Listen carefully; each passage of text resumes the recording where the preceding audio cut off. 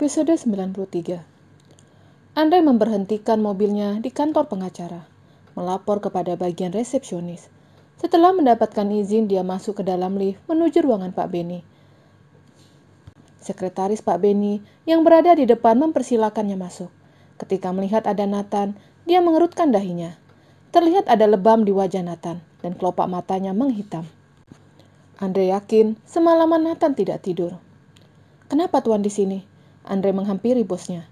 Di depan orang lain dia selalu menyematkan kata tua di depan nama Nathan. "Kata security, dari semalam dia sudah datang," sahut Pak Benny. "Apa?" Andre kaget dan menarik tangan Nathan. "Ayo pulang," ajaknya. Tapi Nathan menghempaskan tangan Andre. Hal itu membuatnya bingung. "Ada apa ini?" tanya Andre sembari melihat Pak Benny. Pria parubaya itu mengambil sesuatu dari atas meja dan menunjukkan ke Andre. Pria itu membaca, tapi dia tidak mengerti. "Jelaskan saja, Pak," ujarnya. "Baiklah, akan saya jelaskan," ujar Pak Benny. Sebelumnya, Nathan berkeliling dengan mobilnya, mencari jalan keluar atas masalah yang dihadapinya. Sebenarnya bukan masalah, tapi dia menganggap ucapan Putri sebagai masalah untuknya. Memutari ibu kota tanpa henti, dan pikirannya mengarah ke Pak Benny. Dia kembali melajukan mobilnya menuju kantor pengacara itu.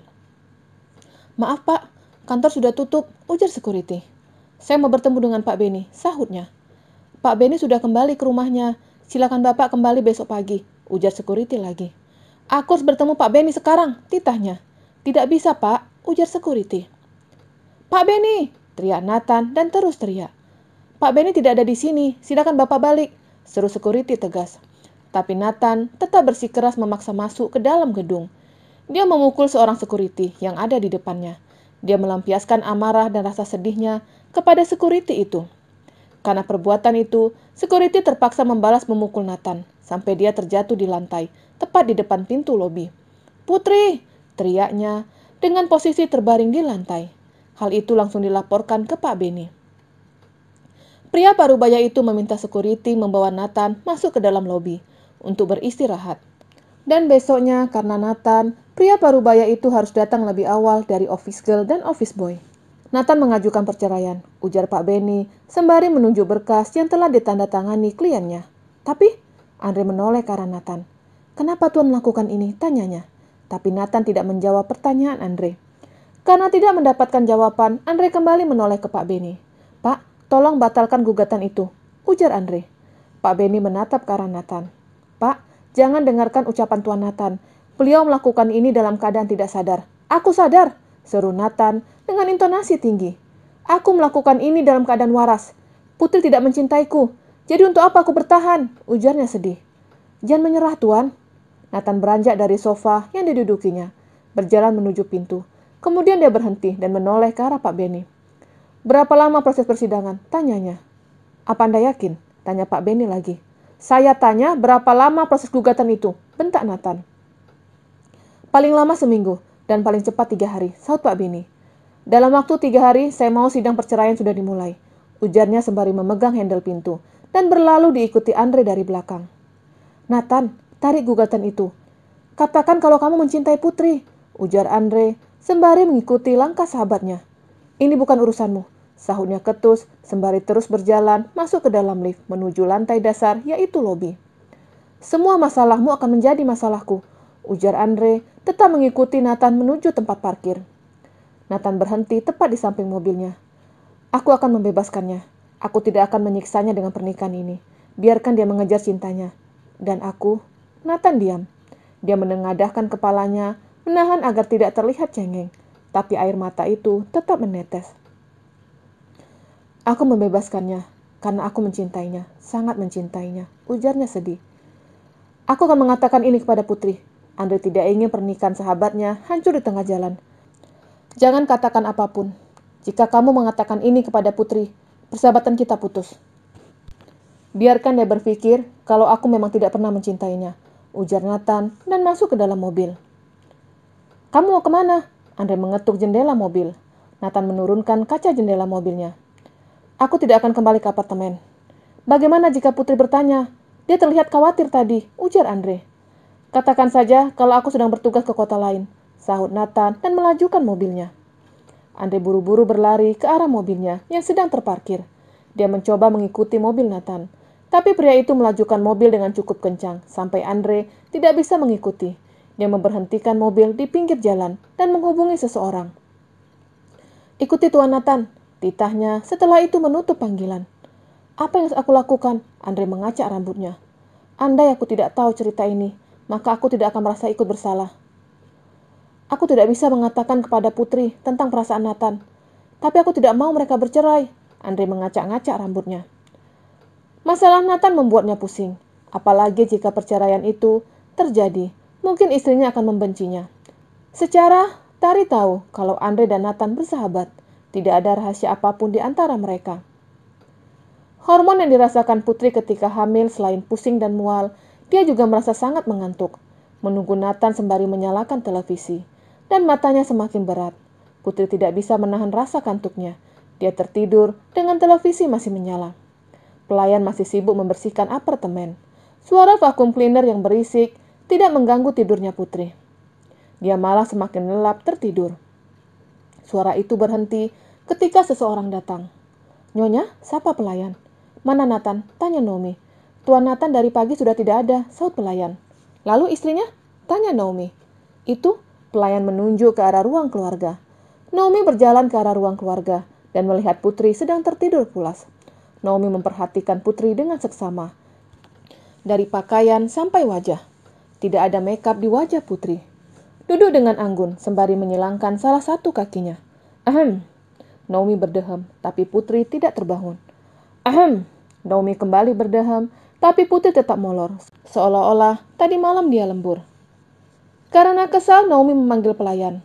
"Iya, Nyonya," ujar pelayan pelan. "Bangunkan dia," titahnya sembari menunjuk Putri. Pelayan mendekati Putri. "Mbak Putri, bangun." Pelayan menyentuh lengan wanita itu. Dan dalam sekejap Putri terbangun, mengerjapkan matanya secara berulang, lalu duduk. "Ada apa?" tanya Putri yang belum sadar. Jika di seberang dia duduk, ada mertuanya yang sedari tadi menatapnya, seperti ingin menghabisinya. Pelayan menunjuk ke arah Naomi. Ketika melihat ada mertuanya, Putri kaget. "Apa yang ibu lakukan di sini?" tanyanya. "Ibu? Aku bukan ibumu," sahutnya ketus. "Oh iya, saya lupa. Kalau Anda memang tidak cocok jadi ibu saya," sahutnya santai sembari menguap. "Kamu?" Naomi marah. "Kenapa ibu marah? Saya hanya mengatakan yang sebenarnya. Kalau ibu tidak cocok menjadi ibu saya. Almarhumah ibu saya itu sangat baik," tutur katanya lembut dan sopan. "Satu lagi, tidak sombong," ujarnya seperti mengajari. "Kamu benar-benar wanita murahan," seru Naomi marah yang tidak terima diceramahi Putri. "Ibu juga," sahutnya santai. "Apa kamu bilang?" Naomi langsung berdiri. Putri ikut berdiri berhadapan dengan Naomi, yang hanya berbatas sebuah meja besar. "Seenaknya kamu bilang saya wanita murahan," Naomi marah. "Apa ibu wanita? Apa maksudmu?" Naomi bingung dengan perkataan Putri. "Anda tadi menyebutkan saya wanita murahan. Ada kata wanita dalam ucapan Anda. Dengan kata lain, Anda mengatakan bahwa semua wanita murahan, termasuk Anda." Jelasnya tegas. Naomi terdiam. Dia kalah telak dari Putri. "Tapi sepertinya saya yakin kalau Anda bukan seorang wanita." "Apa kamu bilang?" Naomi mengangkat tangannya dan mengayunkan ke arah Putri. Dia ingin menampar istri anaknya. Tapi Naomi salah. Putri bukan tari yang bisa dipukul, hanya bisa menangis. Putri memegang pergelangan tangan Naomi dengan keras. "Jangan pernah menamparku, karena Anda bukan ibuku. Hanya ibuku yang boleh memukulku," serunya seperti mengintimidasi. Putri mengempaskan tangan Naomi dengan keras.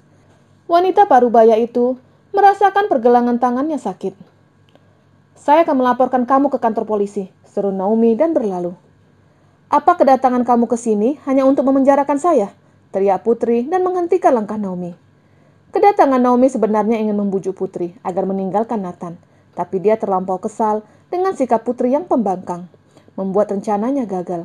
Tapi dia memikirkan rencana lain, yaitu melaporkan Putri ke pihak yang berwajib.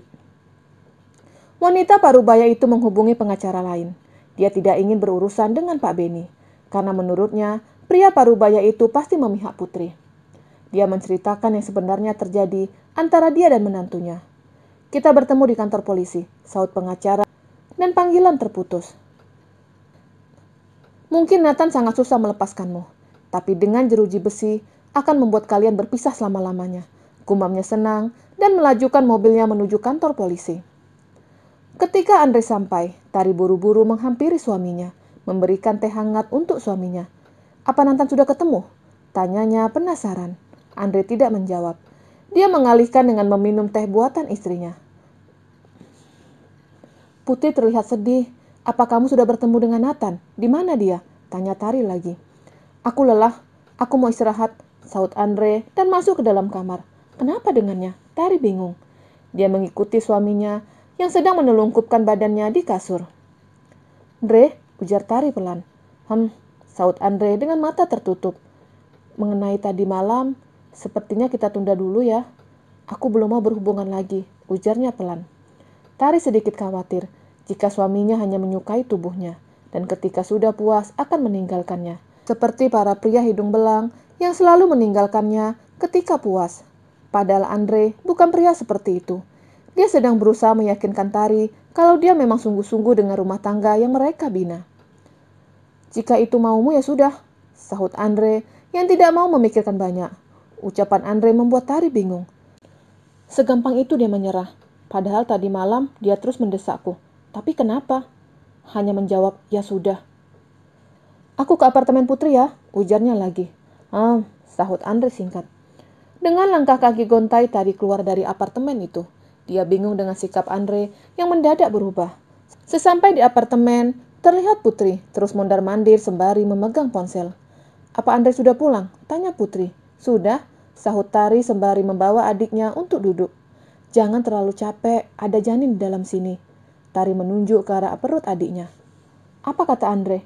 Tanya Putri cemas. Dia tidak mengatakan apapun. Sepertinya Anda juga tidak tahu di mana Nathan, sahut Tari. Bukannya mereka sahabat, tapi kenapa seperti ini? Putri bingung. Ya aku tidak tahu. Hanya saja Anda tidak mengatakan apapun. Dan sikapnya juga berubah. Ujar Tari sedikit kecewa. Maksudmu? Sekarang Putri yang bingung. Tidak ada. Tari malu mengatakan kepada Putri. Kita itu kembar dan aku tahu kalau kamu menyembunyikan sesuatu dariku. Katakan saja, desak Putri. Tapi jangan tertawa ya. Putri menganggukkan kepalanya. Jadi sebenarnya tadi malam kami baru saja melakukan itu. Ujar Tari pelan. Hubungan badan, tebak Putri, dan Tari menganggukkan kepalanya dengan pipi merona merah. Lalu apa yang membuat sikap Andre berubah? Aku mengatakan kepadanya untuk tidak melakukan hubungan badan dulu. Ya dengan alasan aku khawatir dia seperti pria hidung belang yang telah puas meninggalkanku. Jelasnya. Putri mengerutkan dahinya. Sepertinya Andre bukan pria seperti itu. Dia berbeda dari Nathan. Dan kalau menurutku, dia menyukaimu, sahut Putri. Iya, aku tahu dia menyukai tubuhku, bukan cinta, sesal Tari. Awalnya seperti itu. Nathan juga mencintaiku karena hubungan badan, jelasnya. Ucapan Putri membuat Tari bingung. Aku heran denganmu. Ketika aku mengatakan itu tentang perasaan Nathan, kamu tidak percaya sama sekali. Bahkan kamu tidak pernah mendengarkan nasihatku. Tapi kenapa sekarang kamu seperti tua? Gerutu Tari bersambung.